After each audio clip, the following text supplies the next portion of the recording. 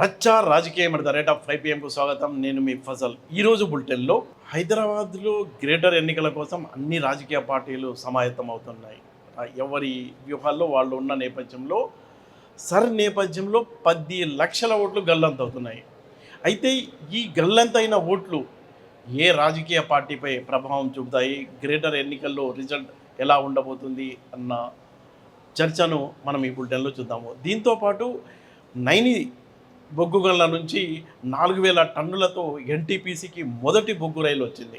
మరోపక్క మనం చూసుకున్నట్లయితే హైదరాబాదులో ట్రాఫిక్ సమస్యకు పరిష్కరించడానికి ఈ నాంపల్లి నుంచి లక్కడికపుల్ మధ్యలో ట్రాఫిక్ పరిష్కారం కోసం వై టైప్లో మెగా ఫ్లైఓవర్ రాబోతుంది. ఈ వార్తల్ని మనం 5 PM బులెటిన్లో చూద్దామా?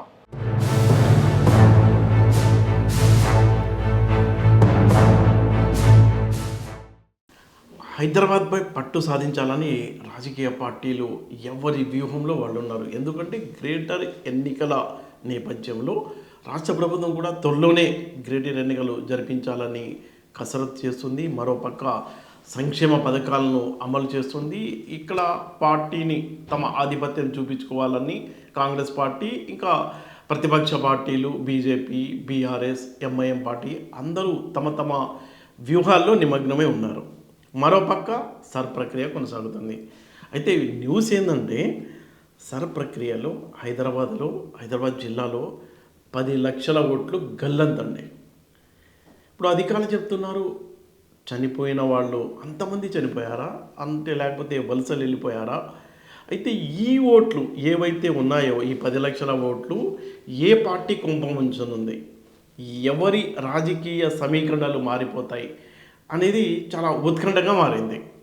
ఇప్పుడు ఎన్నికల సంఘం చెప్తుంది, మేమైతే ఇంటింటికి వెళ్ళాము, ఆ ఫారాలు తీసుకున్నాము, డిజిటలైజేషన్ కేవలం 57% మాత్రమే డిజిటలైజేషన్ జరిగింది. ఒక 10% ఆన్లైన్లో చేసుకున్నారు కొంతమంది. ఇంకా మిగతావి దాదాపుగా హైదరాబాద్ జిల్లాలో మనం చూసుకున్నట్లయితే టోటల్గా ఓట్లు 47,37,000 ఓట్లు ఉన్నాయండి. ఇందులో 10 లక్షల ఓట్లు గల్లంతు, మిస్సింగ్. ఇప్పుడు ప్రభుత్వం ఈ అధికారులు ఏం చేశారంటే ఆచూకీ తెలియని ఓట్ల జాబితాలో ఈ 10 లక్షల ఓట్లను చేర్చేశారు. ఇప్పుడు నేతల ఇళ్ళు ఉన్నాయి. ఇప్పుడు ఎన్నికల సంఘం నిబంధనల మేరకు పోలింగ్ బూతులు కొన్ని చోట్ల ఉండొద్దు. ఎవరైతే ప్రధాన నేత ఉంటారో ఆ ఇంటి చుట్టూ పరిసర ప్రాంతాల్లో పోలింగ్ బూత్ ఉండొద్దు. అలాగే ప్రముఖ అంటే మతాలకు సంబంధించిన ఆరాధనా స్థలాలు, ప్రముఖ స్థలాలు ఏవైనా ఉంటే ఆ పరిసర ప్రాంతాల్లో కూడా పోలింగ్ బూతులు ఉండొద్దు అనే నిబంధన ఉన్న నేపథ్యంలో 94 పోలింగ్ కేంద్రాలని తరలిస్తున్నారు. అలాగే 34 పోలింగ్ కేంద్రాల పేర్లు మార్చేశారు. 71 పోలింగ్ కేంద్రాలు విలీనం, కొన్ని రద్దు అన్నట్టు మనం చెప్పుకోవచ్చు. ఇంకొక కొన్ని పోలింగ్ కేంద్రాల పరిధిలో ఓటర్లు అధికంగా ఉన్న నేపథ్యంలో మరి 4 పోలింగ్ కేంద్రాలు యాడ్ అయినాయి. టోటల్గా హైదరాబాద్ జిల్లాలో మనం చూసుకున్నట్లయితే 4,062 పోలింగ్ కేంద్రాలు ఉండేవి. అది కాస్త ఇప్పుడు లేటెస్ట్గా 3,995 పోలింగ్ కేంద్రాలకు తగ్గింది. అది ఈ ఫైనల్ లిస్ట్ ఇది, ఇంకా ఫైనల్ జాబితాలో ఇదే ప్రింట్ అవుతుంది. ఈ పోలింగ్ కేంద్రాల సంఖ్య తగ్గింది. ఓట్లు 10 లక్షలు తగ్గాయి. ఏ పార్టీపై అభిప్రాయం అంటే ఎవరి రాజకీయ సమీకరణలపై ప్రభావం పడుతుంది, ఏ పార్టీ కుంభం వచ్చుతుంది, ఏ పార్టీకి డ్యామేజ్ అవుతుంది, ఈ 10 లక్షల ఓట్లు అసలు ఎవరు, వీళ్ళు చనిపోయారా, వలసలు వెళ్ళిపోయారా, లేకపోతే అక్రమ ఓట్లు అంటే వేరే ప్రాంతాల్లో ఉన్న ఓట్ల, దొంగ ఓట్ల, ఇవన్నీ అనేది ఎవరికి వాళ్ళు అనుకుంటున్నారు, చెప్పుకుంటున్నారు. అది ఏ పార్టీపై ప్రభావం అనేది ఇంకా టైం పడుతుంది. అది ఎన్నికలు, ఆ ఎన్నికల్లో ఉన్న ఎజెండా పోలింగ్కి తీసుకురావడం ఇప్పుడే ఖచ్చితంగా చెప్పలేము. ఫలానా పార్టీపై ఈ 10 లక్షల ఓట్ల ప్రభావం ఉంటుంది అని చెప్పడం అనేది కరెక్ట్ కూడా కాదేమో. ఎన్నికల సంఘానికి పెద్ద సవాల్గా మారింది అసలు దీనికి. ఇంతవరకు ఆచూకీ తెలియని ఓట్ల జాబితాలో ఈ 10 లక్షల ఓట్లు పెట్టేశారు.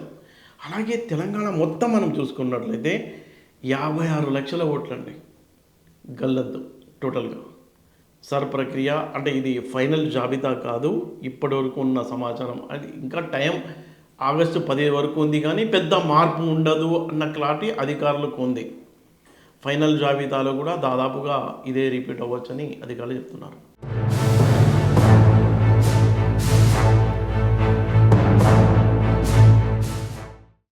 హైదరాబాద్ అనగానే ప్రధాన మెట్రో నగరాలు కేవలం హైదరాబాద్ అనే కాదు, దేశవ్యాప్తంగా ఉన్న ప్రతి మెట్రో నగరం ప్రధాన సమస్య ఏంది అంటే ట్రాఫిక్ సమస్య.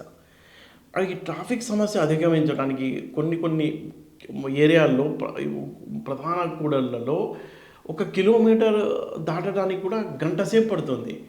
ఇప్పుడు మనం చూసుకుంటే నాంపల్లి నుంచి లక్కడికపుల్ వరకు ప్రైమ్ టైంలో విపరీతమైన traffic jam, bumper to bumper నడవాల్సి ఉంటుంది. దానికంటే నడుచుకుంటూ వెళ్తేనే ఈజీగా మనం వెళ్ళవచ్చు అనిపిస్తుంది, అంత ట్రాఫిక్ ఉంటుంది. ఈ సమస్యకు శాశ్వత పరిష్కారం చేయడానికి హెచ్ఎండిఏ ఒక డిపిఆర్ సిద్ధం చేసింది.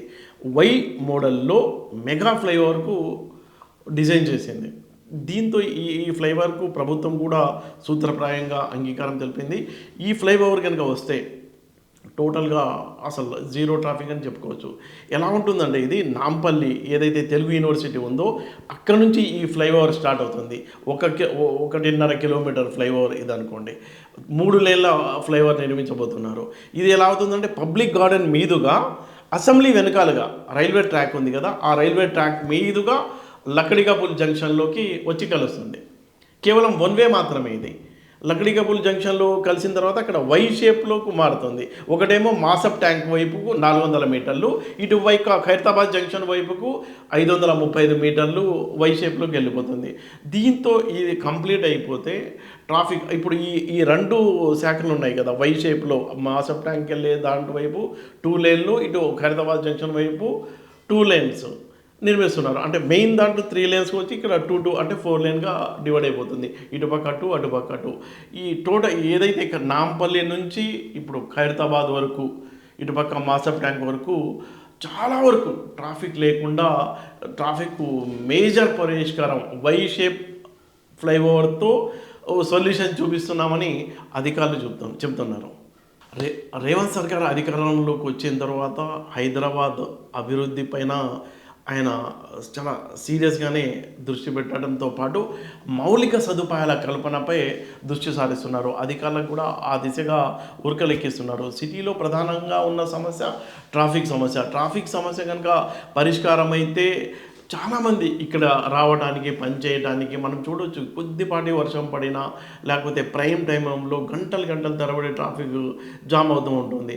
ఈ ట్రాఫిక్ జామ్ పరిష్కరించడానికి ఎక్కడికక్కడ కొత్త మార్గాలు అన్వేషించడం, ఫ్లైఓవర్ల ద్వారా పరిష్కరించడం లాంటివి చేస్తున్నారు. అయితే ఈ ఫ్లైఓవర్ ఏదైతే రాబోతుందో దీన్ని చాలా యుద్ధ ప్రాతిపదిక పైన పూర్తి చేయాలని ప్లాన్ చేస్తున్నారు.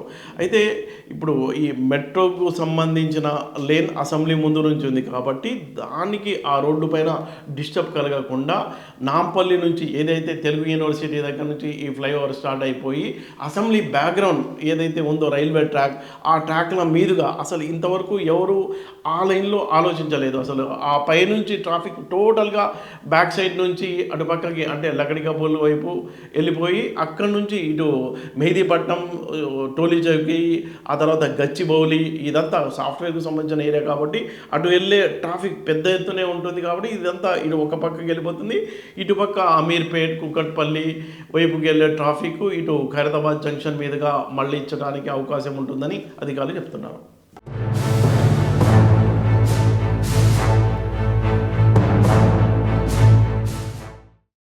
సింగరేణి చరిత్రలో ఒక రికార్డు సృష్టించిందని చెప్పవచ్చు. 136 ఏళ్ల సింగరేణి చరిత్ర. ఆ చరిత్రలో తెలంగాణ రాష్ట్రంలో సింగరేణి ఉంది. రాష్ట్రం వెలుపల కూడా ఏదైతే ఒరిస్సాలో ఉన్న నైని బొగ్గు గని ఏది సింగరేణికి సంబంధించింది.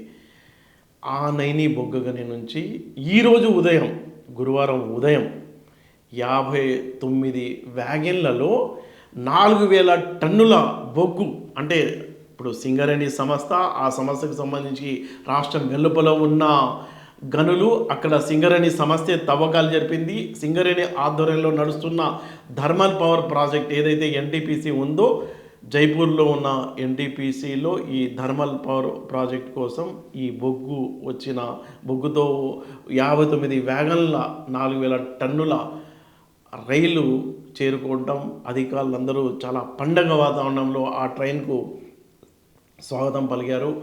డిప్యూటీ సీఎం భట్టి విక్రమార్క కూడా హర్షం వ్యక్తం చేస్తూ తన సందేశాన్ని కూడా ఇచ్చారు. భవిష్యత్తులో ఇంకా కొన్ని బ్లాకులు పొందుతాం. ఇప్పటికే మనం తాడ్చెర్ల 2 బ్లాక్ని పొందాం. నైని కోల్ బ్లాక్ ఆపరేషన్లో తీసుకొని వచ్చి బొగ్గును తీసుకొని రావడం కోసం చాలా చేసినటువంటి ప్రయత్నంలో భాగంగా మొదటి రైల్ రోడ్ వస్తూ ఉంది. భవిష్యత్తులో కూడా మిగతా బ్లాకులు పొందడం కోసం సింగరేణి కాలనీస్కి రాష్ట్ర ప్రభుత్వం కావాల్సినంత సహాయ సహకారాలు అందిస్తూ ఉంది. రాష్ట్ర ముఖ్యమంత్రి రేవంత్ రెడ్డి గారు అట్లాగే యావత్ క్యాబినెట్ అంతా కూడా సింగరేణిని పెద్ద ఎత్తున పరిపుష్టం చేయటం కోసం వేలాది మంది కార్మికులు పనిచేస్తున్నటువంటి సింగరేణి తెలంగాణకి, తెలంగాణ రాష్ట్ర ప్రభుత్వానికి ఇది ఒక అద్భుతమైనటువంటి ప్రభుత్వ రంగ సంస్థ. ఇటువంటి సంస్థని కాపాడుకోవటం కోసం చేయాల్సినటువంటి సహాయ సహకారాలు అందించడమే కాకుండా పూర్తి సహకారాన్ని అందిస్తూ రాబోయే 100 సంవత్సరాల్లో కూడా తెలంగాణ సంబంధించిన సింగరేణి ఈ కాలనీస్ కేవలం కోల్ మైనింగ్ ఒకటే కాకుండా ఇతరత్ర critical minerals, rare earth minerals కూడా ముందుకు పోతూ ప్రపంచంలోనే అతిపెద్ద పోటీ పడేటువంటి మైనింగ్ సంస్థ ఎదగాలని రాష్ట్ర ప్రభుత్వం ఆశిస్తూ ఉంది.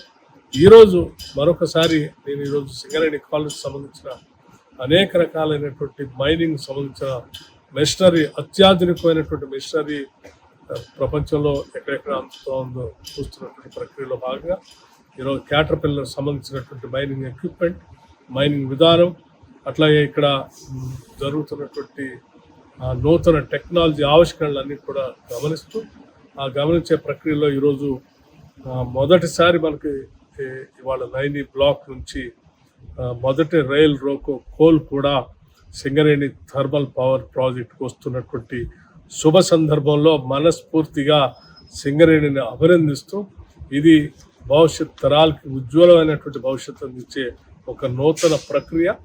సింగరేణి విస్తరణకు అలాగే తెలంగాణలో విద్యుత్ ఉత్పత్తికి ఒక భరోసా అని కూడా చెప్పుకోవచ్చు. థర్మల్ విద్యుత్కు ఉత్పత్తి చేయడానికి ఇంధన కొరత ఉంది. ఇది కొంతవరకు తీరింది అని మనం చెప్పుకోవచ్చు. ఈ ఒరిస్సాలో ఉన్న నైని బొగ్గుగని యాడ్ కావడంతో ఈ సింగరేణి ఉత్పత్తి సామర్థ్యం బాగా పెరిగింది. ఏడాదికి 5 కోట్ల టన్నుల ఉత్పత్తి జరిగేది బొగ్గుతో. ఇక్కడ ఇప్పుడు ఇది యాడ్ అయ్యేసరికి అంటే ఇక్కడ నైనిలో ఎలా ఉందంటే 35 కోట్ల టన్నుల బొగ్గు నిల్వలు ఉన్నాయనేది ఒక అంచనా. 35 కోట్ల బొగ్గు టన్నులు. అయితే ప్రతి ఏడాది 1 కోటి టన్నుల బొగ్గు ఉత్పత్తి చేసే సామర్థ్యం సింగరేణికి ఉంది. ఇప్పుడు ప్రజెంట్ ఉత్పత్తి ఏమో 5 కోట్ల టన్నుల ఉత్పత్తి అవుతుంది. ఇప్పుడు నైని నుంచి 1 కోటి టన్నులు యాడ్ అయితే సింగరేణి సామర్థ్యం ప్రతి ఏడాది 6 కోట్ల టన్నుల ఉత్పత్తికి చేరుతుంది. తెలంగాణ ప్రాంతంలో ఈ బొగ్గుకు సంబంధించి సింగరేణి కార్మికులకు ఇది చాలా గొప్ప వార్త కూడా చెప్పుకోవచ్చు. అక్కడ ఉన్న పనిచేస్తున్న కార్మికులకు కూడా ఒక రకమైన ధైర్యాన్ని, అంటే సింగరేణి కాలరీస్ ఉత్పత్తి, బొగ్గు ఇదంతా ఈ థర్మల్ ప్రొడక్షన్ ఏదైతే ఉత్పత్తి పెరుగుతుందో దాంతో ఈ థర్మల్ విద్యుత్ ఉపయోగానికి వాడతారు, రకరకాలుగా వాడుకోవడానికి అవకాశం ఉంటుంది. అయితే ప్రధానంగా ఏదైతే సింగరేణి సమస్యలో కూరుకుపోయిందో, ఏ సమస్య అంటే బొగ్గు ప్రొడక్షన్ కొరత, బొగ్గు లేకపోవటం, వీళ్లకు రాష్ట్రానికి వెలుపల కేంద్ర ప్రభుత్వం ఒరిస్సాలో ఉన్న ఈ నైని బొగ్గు గనులను కేటాయించడం, అక్కడ ఉత్పత్తిని సింగరేణి ప్రారంభించి తాను ఉత్పత్తి చేసిన ప్రోడక్ట్ని ఈరోజు తెచ్చుకోగలగడం అనేది ఒక చరిత్రలో ఒక గొప్ప రోజుగా చెప్పుకోవచ్చు.